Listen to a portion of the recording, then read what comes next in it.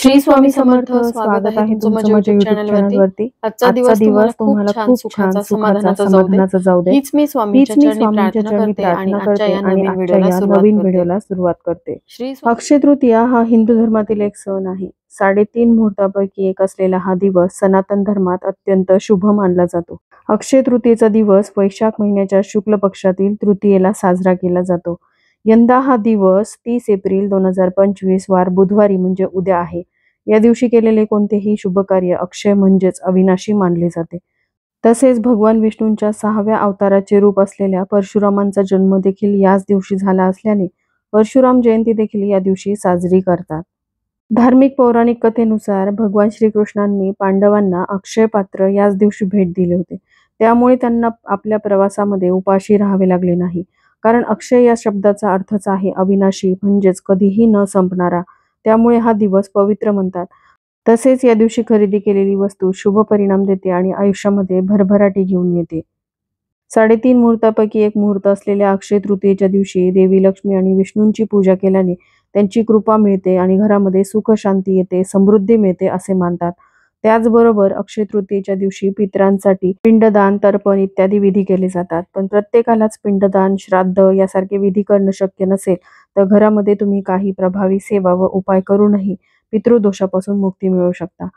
तर असाच एक साधा सोपा उपाय मी आजच्या व्हिडिओमध्ये शेअर करणार आहे. या उपायामध्ये उद्या आलेल्या अक्षय तृतीयेच्या दिवशी तुम्हाला कावळ्याला घरापुढे खायला ही एक वस्तू ठेवायची आहे. असं केल्याने 7 पिढ्यांचा प्रखर पितृदोष नष्ट होईल आणि पितृ संतुष्ट होऊन भरभरून असे आशीर्वाद देतील. तर या उपायाविषयीची संपूर्ण माहिती जाणून घ्यायची असेल तर व्हिडिओ स्किप न करता शेवटपर्यंत बघा. चॅनलवरती पहिल्यांदा आला असाल तर नक्कीच सबस्क्राईब करा आणि असेच नवनवीन माहितीपूर्ण व्हिडिओ बघण्यासाठी बेल आयकॉनलाही क्लिक करा. त्यामुळे जेव्हाही मी नवीन व्हिडिओ अपलोड करेल तेव्हा त्याचं नोटिफिकेशन सर्वात आधी तुम्हाला मिळेल आणि तुम्ही एक पण व्हिडिओ मिस करणार नाही. हिंदू धर्मात वर्षात येणाऱ्या 3.5 मुहूर्तांना अधिक महत्त्व आहे. त्यापैकीच एक असलेला अक्षय तृतीयेच्या दिवशीही अनेक शुभ गोष्टी घडतात. केवळ सोने खरेदी नाही तर या दिवशी काही उपाय केल्यानेही जीवनातील अनेक अडचणी दूर होतात. काही वेळा संकटांचा फेरा सुटत नसतो, घरात सतत अडचणी येतात. जेव्हा पितृदोष असतो तेव्हा अनेक अडथळे येत असतात. कोणत्याही नव्या कामाला यश येत नाही. त्यामुळे लोक तणावग्रस्त असतात.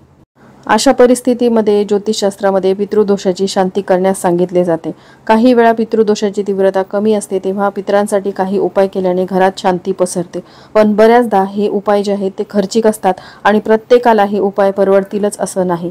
त्यामुळे अक्षय तृतीयेच्या दिवशी हा साधा सोपा उपाय करून देखील तुम्ही पितृदोषापासून मुक्ती मिळवू शकता, पितरांचे आशीर्वाद मिळवू शकता. ज्या व्यक्तींचे पूर्वज सुखी नसतात त्यांना हा दोष तयार होतो. दरवर्षी येणाऱ्या पितृपक्षामध्ये पितरांचे श्राद्ध न केल्याने, श्राद्ध विधीत भाग न घेतल्याने आणि पितरांच्या आत्म्याच्या शांतीसाठी पूजा न केल्याने हा दोष प्रबळ होतो आणि सर्व प्रकारच्या समस्या त्यांच्या जीवनामध्ये निर्माण होतात. यासोबतच तुम्ही तुमच्या पितरांचे योग्य प्रकारे अंत्यसंस्कार आणि श्राद्ध न केल्याने सुद्धा तुम्हाला पितृदोष लागू शकतो.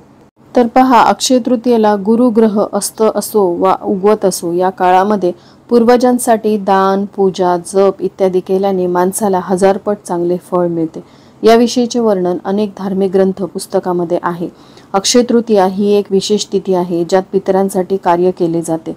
सोमप्रदोष, पितृ अमावस्या, अक्षय तृतीया इत्यादी काही तिथींना पितरांची सेवा करून पितरांना संतुष्ट केले जाते.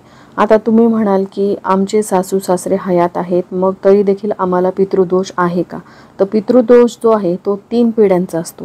तुमचे सासू सासरे, तुमचे आजच सासू सासरे आणि त्यांचे सासू सासरे असा 3 पिढ्यांचा पितृदोष असतो. आधीच्या पिढीकडून पूर्वजांची म्हणजेच पितरांची सेवा घडलेली नसेल तर त्याचा त्रास तुम्हालाही होत असतो, तुमच्या पिढीलाही पितृदोष लागू होतो. म्हणूनच तुमच्या बऱ्याचशा कामांमध्ये तुम्हाला अडथळे येतात. तुमच्या मुलाबाळांचे विवाहाचे योग जुळून येत नाहीत. बरेच वर्ष झाले तरी काही जोडप्यांना संतान प्राप्ती होत नाही.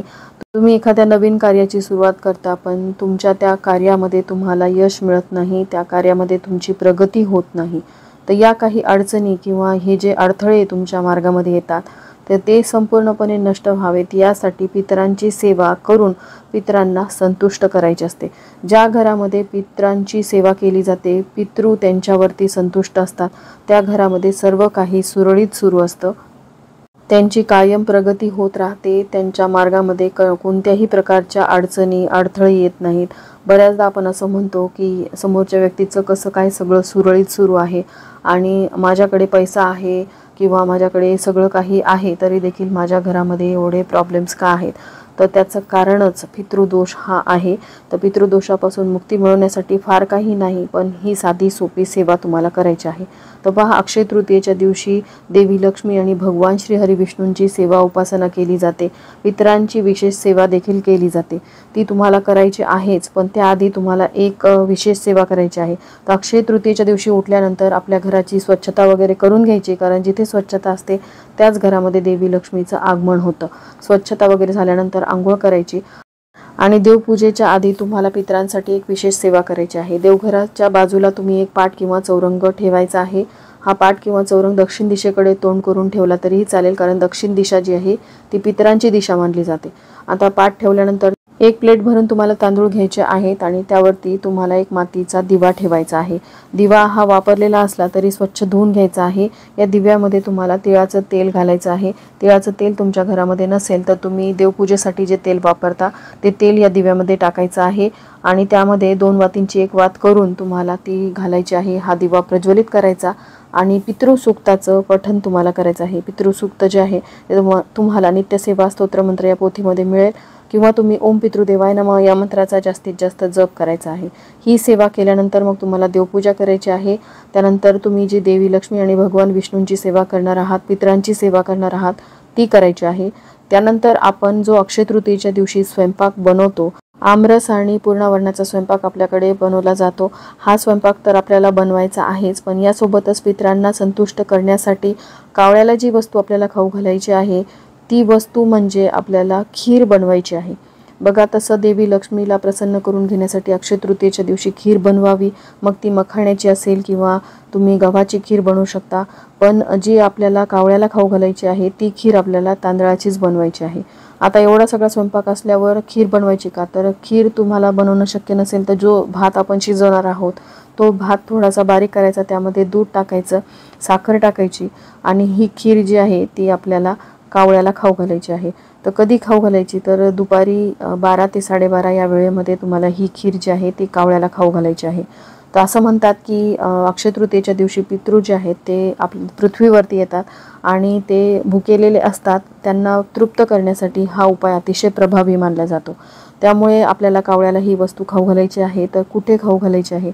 तर आपण घराबाहेरच जाऊन जिथे कावळे येतात तिथे ही खीर ठेवून देऊ शकतो किंवा आपल्या घराच्या गच्चीवरती जिथे कावळे किंवा पशुपक्षी येतात तिथे ही खीर ठेवायची आहे. बघा, अक्षय तृतीयेच्या दिवशी कावळे हे येतातच आणि आपण जो नैवेद्य पितरांसाठी ठेवलेला आहे तो कावळे ग्रहण करतातच अशी मान्यता आहे. आता जर तुम्ही अपार्टमेंटमध्ये राहत असाल आणि तुम्हाला अशी सेपरेट गच्ची नसेल तर तुम्ही तुमच्या अपार्टमेंटच्या टेरेसवरती जाऊ शकता आणि तिथे ही खीर ठेवू शकता. खीर ठेवल्यानंतर पितरांची माफी मागायची आहे. कळत नकळत झालेल्या चुकांबद्दल माफी मागितल्यानंतर ही खीर तिथेच ठेवायची आणि त्यानंतर तुम्हाला घरी यायचं आहे. बघा, ही खीर कधी ना कधीतरी कावळे येऊन खाऊन जातातच आणि पितरांचा आशीर्वाद आपल्याला लाभतो. एवढा हा प्रभावी उपाय अक्षय तृतीयेच्या दिवशी प्रत्येकाने करावा.